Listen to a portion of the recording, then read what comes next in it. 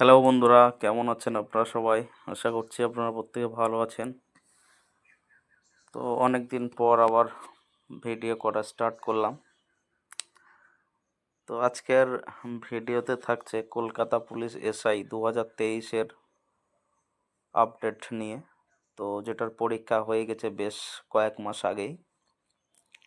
তো তার রেজাল্টের কি আপডেট আছে এবং কবে নাগাদ রেজাল্ট দিতে পারে, ইন্টারভিউ কবে নাগাদ হতে পারে এবং সবশেষে স্কোর প্রিভিয়াস ইয়ারের তুলনায় কেমন আসতে পারে, মানে কাট আপ।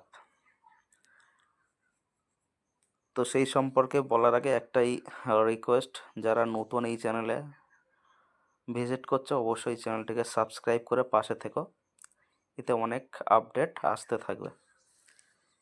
তো কলকাতা পুলিশ এসআই 2023-এর যারা মেন্স দিয়ে বসে আছো বা আছেন, তাদের প্রত্যেকের জন্য একটা সুখবর, রেজাল্ট কমপ্লিট আছে। এটুকু আপডেট যে রেজাল্ট সম্পূর্ণ কমপ্লিট, প্রসিডিওর কমপ্লিট।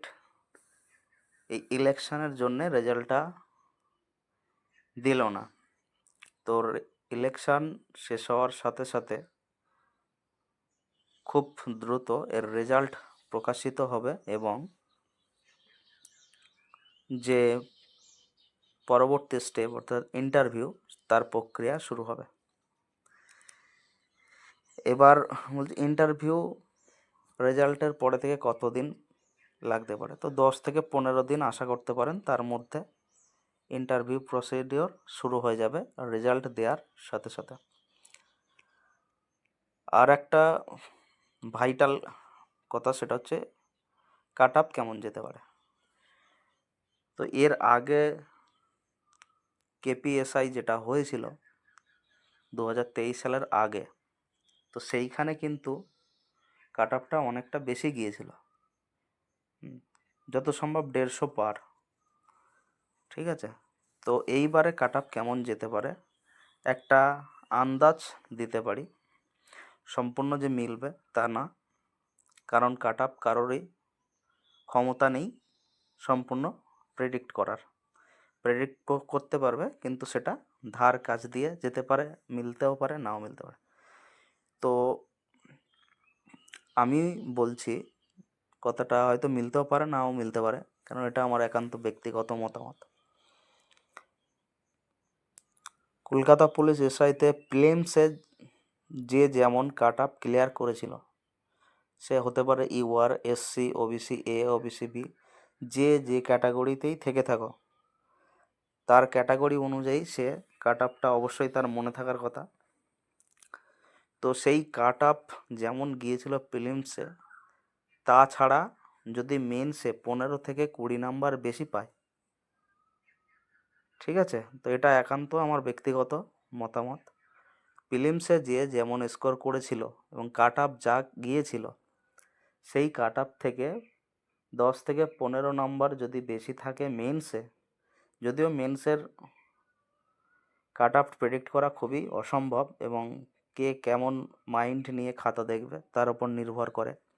তো সেই ক্ষেত্রে যেমনটা আশা করা যায় সব সময় তেমনটা মানে পাওয়া যায় না। স্কোর যতই ভালো লেখক, যে খাতা দেখবে তার উপর নির্ভর করে। তো এটুকুই ছিল আজকের আপডেট, যে প্রিলিমসে যে যেমন স্কোর করেছিল তার ক্যাটাগরি অনুযায়ী, তাছাড়া 10 থেকে 15 নম্বর যদি থাকে, তো সেই ক্ষেত্রে তার ইন্টারভিউতে ডাক আসতে পারে।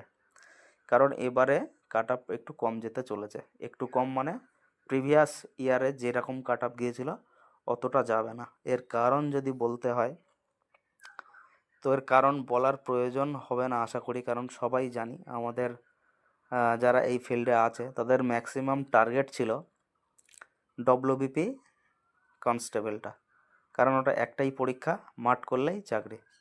ইন্টারভিউটা তো কারোরই হাতে থাকে না। তো স্কোর যদি ভালো হয়, প্রিলিমসে অনেকেই ভালো করেছে পারফরমেন্স, তার জন্য তারা মাঠেই পড়েছিল।